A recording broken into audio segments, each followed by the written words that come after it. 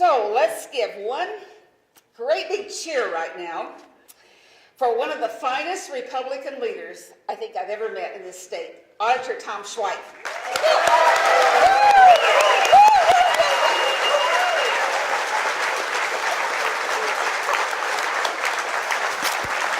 Thank you very much. Wow, thank you very much. You went around this evening. What a warm welcome. You know, 4 years ago, thanks to you, I became the first Republican to defeat a Democrat incumbent in a statewide race in 34 years. And it would not have happened without people in this room. 2 weeks ago, I became the first Republican not to draw any Democrat opponent in a statewide race in 144 years. And when I look around this room and I see Susie and Ron Johnson, Kim Costu, Jack and Arlene Jackson, Jane and Gary Cunningham, Doc Brown, Joy Gerstein, all the people that jumped on with me very, very early on, I say thank you because I would not be here without you, and thank you so much. You helped get me elected, and you're helping keeping me in office. Thank you very much. Now, when I became state auditor, the job had been held by Democrats for 12 years, including 8 years of Claire McCaskill. Yeah. The office needed some work. So I did what I always do when I get into a new situation. I asked the career people, some of them have been there for 30 years, what can we do to deliver better audit services to the people of Missouri? Now, the state auditor audits state agencies, boards, commissions, cities, counties, school districts, elected officials. We do not audit private citizens. We do not audit private corporations. Our job is to be your taxpayer watchdog. First thing the career people told me was, sometimes when we get to a place and there's a wrongdoer, somebody ruining your situation, wasting your tax dollars, taking advantage of the taxpayer, they've destroyed the evidence by the time we get there. So I said, let's have a rapid response team. I hired Darrell Moore out of Greene County, former prosecutor, 12 years. I said, Darrell, when we get credible evidence that a public official is stealing money and destroying that evidence, we want to be able to move in there within 24 hours, issue subpoenas, get the wrongdoer out of there, and get that person taken care of. So what we did, the first time that happened, just a few weeks after we instituted the rapid response team, we got a call from a teacher in St. Louis City who said there's a principal who's gotten all kinds of awards for improving attendance of inner-city students and all kinds of accolades. The teacher said it's all a huge fraud. What's really going on is we fill out manual attendance slips, and then we turn them into the principal, and she enters them all the absent students in the computer as present. And she's doing that to make herself look better, but it's also a financial crime because if you have higher attendance than you really have marked down, you get more money from the state. So we executed 9 subpoenas, removed the principal. By the time we got there, after only 24 hours, the principal had destroyed 2/3 of the manual attendance slips, but we got 1/3 of them, proved a massive attendance fraud, and just 2 months ago, the city of St. Louis refunded $145,000 of your taxpayer money back to the state treasury.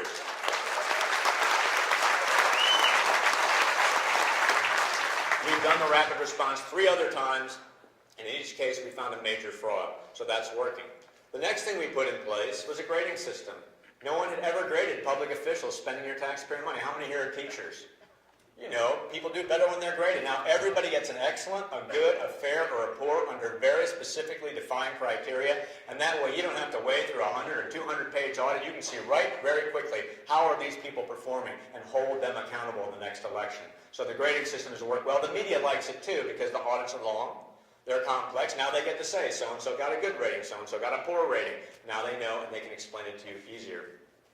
We put in a follow-up team. No one had ever followed up on the audits. Now if you get a bad grade on our system, we come back 90 days later, we do another audit and make sure those recommendations are fully implemented and all the problems are fixed. No one had ever done that before. Now we have a situation where the auditees actually want the follow-up because if we give them a bad grade, you know, they got an election coming up or something, they want to improve. We did the audit of the Rockwood School District, the 3rd largest in the state. We found 25 major problems, conflicts of interest. We had people on the board who were giving contracts to themselves, terrible things. We didn't know the St. Louis City Schools. We found illegal social promotion going on there. And under Missouri law, if you are a fourth grader going to fifth grade, all you have to do is read at a third grade level. The city of St. Louis was promoting kids, 700 kids a year that couldn't even read at a first grade level. We said that's not allowed under Missouri law. You've got to stop that. They were supposed to monitor test cheating. You know, there's a lot of test cheating going on these days. They said they had 400 monitors. Well, we asked for the monitor slips. They could only produce 100 of them. Where were the rest? Where were the rest? So we got in there and we said, you are going to need to improve this. And in each case, those school districts put on their website every recommendation we made, and you could follow during the 90-day period before we came back, and they implemented them one by one by one, and by the time we got there, all of the problems have been fixed. So the follow-up team is working for you, and that's what we put in place. And the last thing we did, you know my background. Now, about half of our auditors over the years have had a law enforcement background, half an accounting background. You have Margaret Kelly was a great accountant. She was a great state auditor. Kit Bond and John Ashcroft were state auditors. They had the more law enforcement background. My background is in law enforcement. I've been a federal prosecutor, United States Ambassador for Justice Reform in Afghanistan. I had the honor of working on anti-corruption at the UN with John Bolton, and there was a lot of corruption we found there, a whole lot. He'll tell you a little more about that later, I think. But my background has always been in law enforcement. I think the worst thing you can do if you are a public official charged with spending taxpayer money is steal the money. So the first thing I said I want to do is find the crooks. We put in an anti-embezzlement program. Everybody in our office, all 120 people in 4 cities, are trained to spot somebody stealing your money. I think I talked a little bit about this last year. First thing we look for is closed-loop accounting. Everybody knows your collector can tell you. You don't have the same person bring in the money, deposit the money, get the bank statement, do the reconciliation, keep the delinquency records. No closed-loop accounting. Everyone knows it's accounting 101. You don't do that. So we look for that when we go in. Second thing we look for, embezzlers never take a vacation, ever, because they don't want anybody else to look at the books. So we look at the leave records, and if somebody has closed-loop accounting, and they haven't taken a vacation for 11 years, they're either a really good public servant or they're stealing your money, okay? One or the other. The next thing we look for is embezzlers. They always feel guilty. So they give out a lot of expensive gifts to co-workers, charities. There was an embezzler who recently stole $3.4 million from St. Louis County. He made $80,000 a year. He gave a $250,000 donation to the zoo. Now, how do you do that on $80,000 a year? You know who does something like that? An embezzler does something like that, and he got caught. $3.4 million. There was a clerk in Pineville, Missouri, in far southwest Missouri, made $18,000 a year, got 2 new cars in 1 year. You know who does that? An embezzler does that, stole $18,000. So by the time you get to number 5 or 6 on our list, it is guaranteed you got somebody stealing your money. And I'm proud to say that since taking over as your state auditor 3.5 years ago, we have found 25 public officials around Missouri stealing money. We've identified the exact official in 22 cases. All 22 have lost their jobs. 14 have been charged with crimes. 8 have already been convicted. The worst of them, the Schuyler County collector, had a scheme to steal money from farmers. You know what she did? Farmers a lot of times pay their taxes in cash. She would pocket the cash, and she would mark them delinquent on the tax book, give them a receipt that said they had paid, and keep the tax delinquency book in her safe, which she guarded because she never took a vacation. When we got there, she thought it was going to be fine. All the books balance, right? Every time there's missing money, there's a delinquency. Well, we have another indicator, which is relative performance of counties, and we know in a typical rural county, there's about a 9 or 10% delinquency rate. She had a 29% delinquency rate. So that was an immediate indicator something was wrong. So we went to the people who were supposedly delinquent, and they had their receipts. They paid their taxes. And then we knew. So we confronted her. And this goes to the entitlement mentality. You see, I think it starts all the way at the top of the president. There's this sense of entitlement. We said, what do you have to say for yourself about the fact you just stole $568,000 from the farmers of Missouri? And she said, can we keep this quiet so I can get another job? True story. She does have another job, making license plates, 33 months in a federal penitentiary.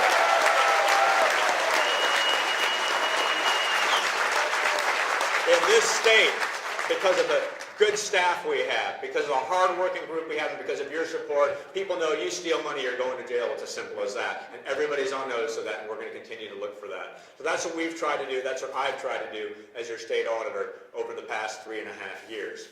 Now, We've got an election coming up in 2014. I'm honored to be at the top of the ticket for the first time in 14 years. I did not expect that I would go without any Democrat opponent, but I'm still going to run a campaign because we've got a lot of other important elections to win, and I'm at the top of the ticket, and I want to pull the whole ticket up, so I still will be running a campaign. I've been traveling all around the state. This is my 20th Lincoln Day, and I'm going to do another 10 or 15 more. I want people to vote Republican up and down the line across the state, and I'll be campaigning very aggressively for them. Now,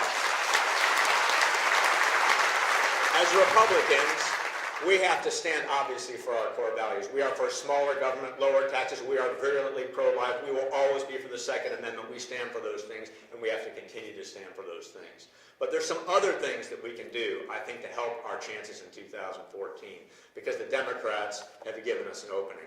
The first thing I think we need to be is the party of integrity. When the President of the United States will look you in the eye and say, if you want to keep your health care, you can keep it, and he knows it is not true.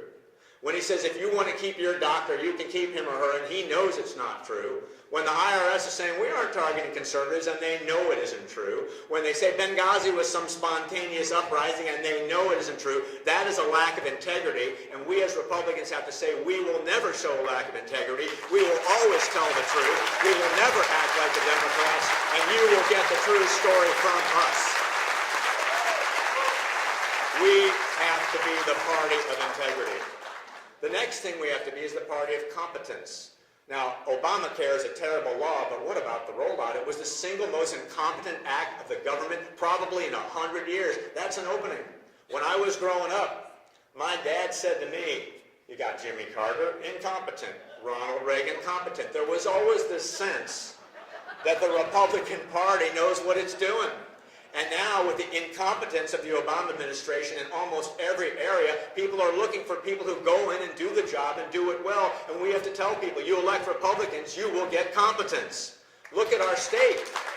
I did an audit not too long ago of the state's welfare program, temporary assistance to needy families. Temporary families. You have to have kids. The temporary means you have to be looking for a job. I found thousands of people cashing their welfare checks at casinos, in the Virgin Islands, in Hawaii, in Texas. Doesn't sound like they think it's temporary. Doesn't sound like they need it. Well, we don't know. You have to go check. It could be some reason why somebody had to be in the Virgin Islands. I don't know. I can't think of what it would be, but it would be something. But what we ask the state agency in charge of administering that is, what is your program for identifying suspicious transactions, going in and finding if these people really are illegally taking advantage of the welfare system? Well, we kind of get these manual printouts, and we don't really have any way to tell. Well, we showed them how to enter them in a database, how to do data searches. I mean, this is like what 16-year-olds do on Google every day. They did not know how to do it in the Nixon administration. It was incompetence. And we have to tell people that when we run the State House or the presidency or anything in this country, we will do it with competence. Always.